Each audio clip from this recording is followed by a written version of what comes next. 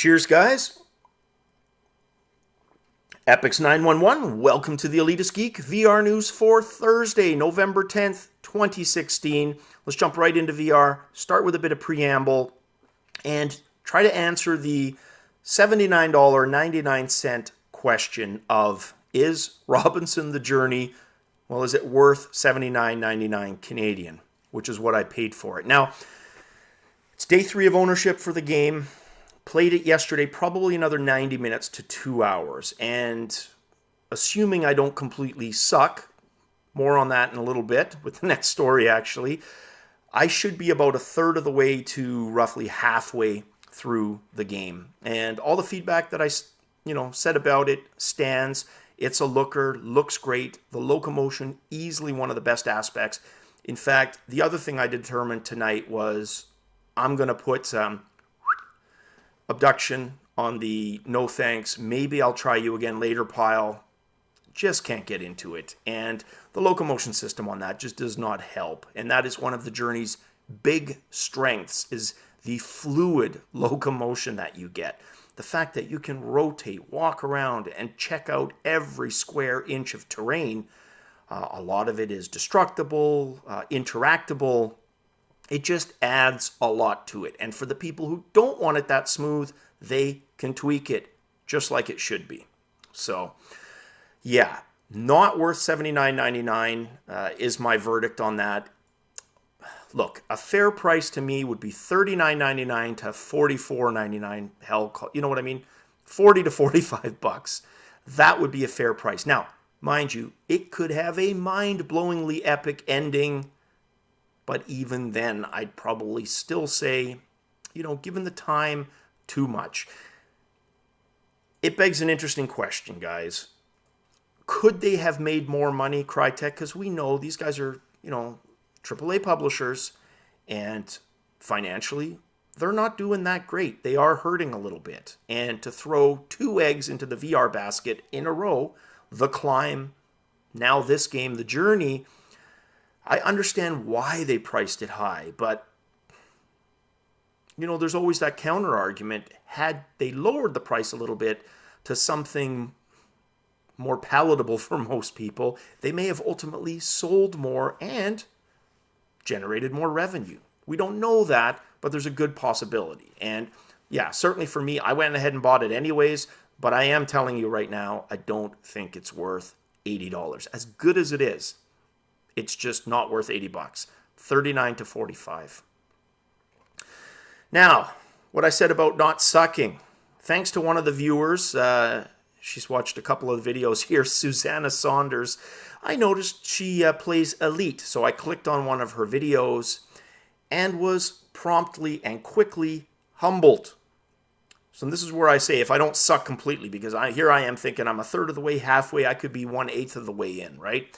And it was much the same as watching another viewer, Chris, play Audio Shield, which didn't make me feel too inspired to play Audio Shield for about another week. Let's put it that way, right?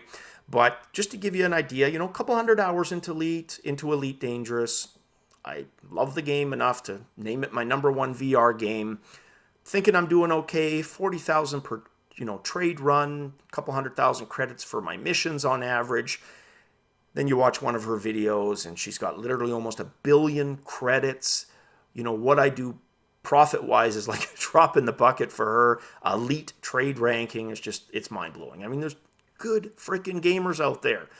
And, rather than getting me discouraged with Elite Dangerous, not at all, not at all. In fact, it's doing the opposite. It shows me how great that game is and how damn right I was for naming it my personal #1 VR game of all time so far.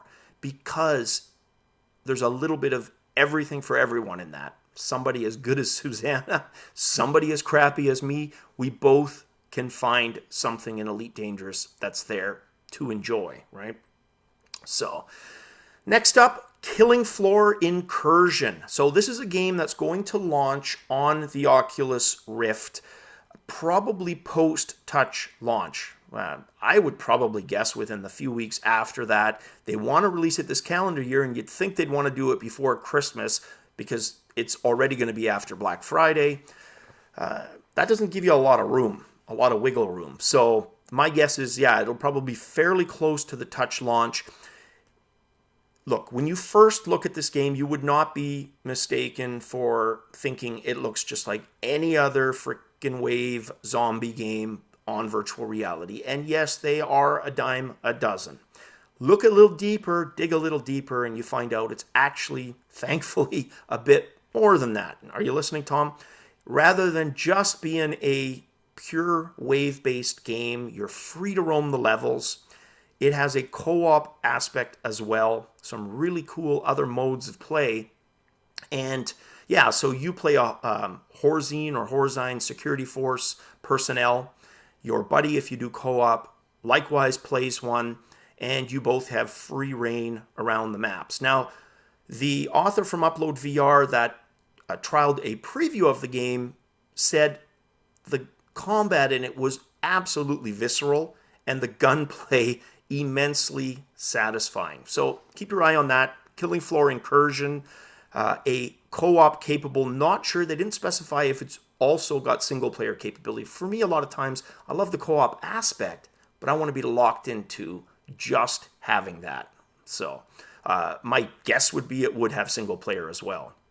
All right, so it is November 10th, guys, which also means it is the official launch day for Google Daydream. And I've spent a lot of time today reading different accounts, reviews on the Daydream. And most of the people that whose accounts I've been reading have said it's every bit as comfortable as it looks. And if you haven't seen it, I mean, this thing is fabric coated, kind of looks like a little pillow. Yeah, it's as comfortable as it looks. Some of the weaknesses so far, 19 applications. That's in total. It's not just games, entertainment. It's everything.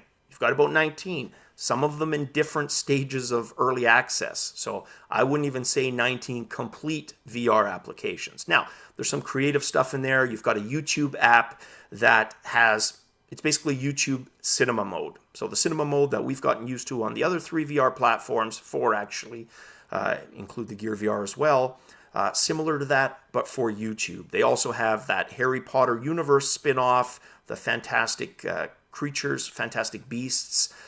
Although most of the accounts that I've read on that, but again, make up your own mind for these, decide if it's something for you, say it's fairly underwhelming. Now, they do plan on having 40 applications by the end of the calendar year, so take that into account. The calendar year's only got 6 more weeks in it, so yeah, more apps, games to come for sure. All right, next story has to do with IMAX and the completion of their first phase of the $50 million fund for premium VR content. Now, here in Canada, or Western Canada anyways, the biggest theater chain is Cineplex Odeon, and that's generally where you find the IMAXs situated here. The one by my house is probably one of the bigger IMAX offerings in Western Canada at the Colossus Theater here. If they start, delivering on some of this VR content, I will try my best to get in there, see if I can film some of it. Hopefully some of the VR arcade stuff appears. But one of the things, and look, I've been to IMAX movies, and you can have all the resolution you want. Generally, IMAX is about 12K resolution, larger film. You can still have really crappy cinematography, of course, right? But visually, it's definitely impressive. I mean, you can't make the argument. Well, I suppose you can make the argument. You might not be successful or convincing. It looks good. Absolutely. So, yeah, what are they going to be doing with that portion of the $50 million? Right now, they're focused on creating at least 25 interactive VR experiences that will be available across the platforms and, of course, at the IMAX VR centers as well. So that specifically, if that becomes available at my nearest IMAX, I will definitely see if I can check that out and get some footage of that. That would be awesome. All right, next news article. Oculus reveals their tutorial touch app First Contact and officially launches the Asynchronous Spacewarp, which I've done some fooling around with, not as much as others have on this channel, like XLord B. He's done a lot of work with it and really loves it. I've played with it a little bit. Some of the stuff has looked amazing, and other stuff I haven't really noticed much difference. Probably just boils down to time. I need to spend some more time with it, but essentially that technology is close to what the PlayStation offers, right? The 45 frames upscaled with, or not upscaled, but fake frames inserted in there, virtual frames inserted in there to bring it up to 90 frames per second to smoothen the experience for the person with the HMD on their head. Now, the launch title, and there's no, my guess is it would be free, but the author's in the process of confirming that. First Contact, it looks like the 1980s meets science fiction. So you've got, forget the name of it, but that Nintendo robot from the 80s. Oh man, how can I forget the name? Anyways, that robot, Ernie, I want to say, you guys are probably screaming at the monitor right now, those of you who know it, and I should have looked it up and I should have added it to my notes, but I didn't. But that robot is what the robot in the video looks like, and it's essentially the Oculus Touch tutorial, right? Kind of like the bundled-in solutions for the Vive and the Rift were, in effect, tutorials for those platforms. All right, this next news story, very cool for anybody who's in the Orlando area. Man, if there's any of you in that area, when this opens up and you can check it out and let me know, that would be awesome. It's called Zero Latency. I've reported on this before. It's a location in Australia that was 4,000 square foot. Now, what Zero Latency is a technology that basically allows for large area tracking. So there's multiple cameras spread throughout the square footage that captures your real-life movement and inserts it into game. So you've got, close to seeing articulated joints, avatars in-game, unlike a lot of the avatars we currently see in stuff like big screen that are fairly static. These ones are fairly animated and representative of people. So what they're doing in real life. That is very cool. Now, they are in partnership, of course, with Razer. It's the OSVR units, those open source units that they're using for HMDs, and Alienware supplying the backpacks for the people so that you don't have hundreds of feet of cords all around the warehouse.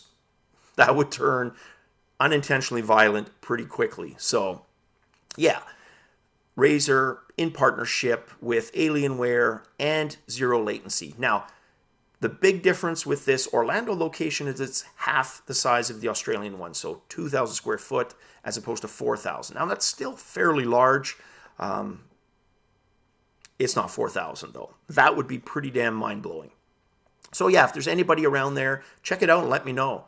And we're going to end with AltSpaceVR adding performance capture and playback. So comedians, musicians that perform in AltSpaceVR, you now have the ability to essentially PVR that for future playback, which is a nice feature for those of you who are into AltSpaceVR.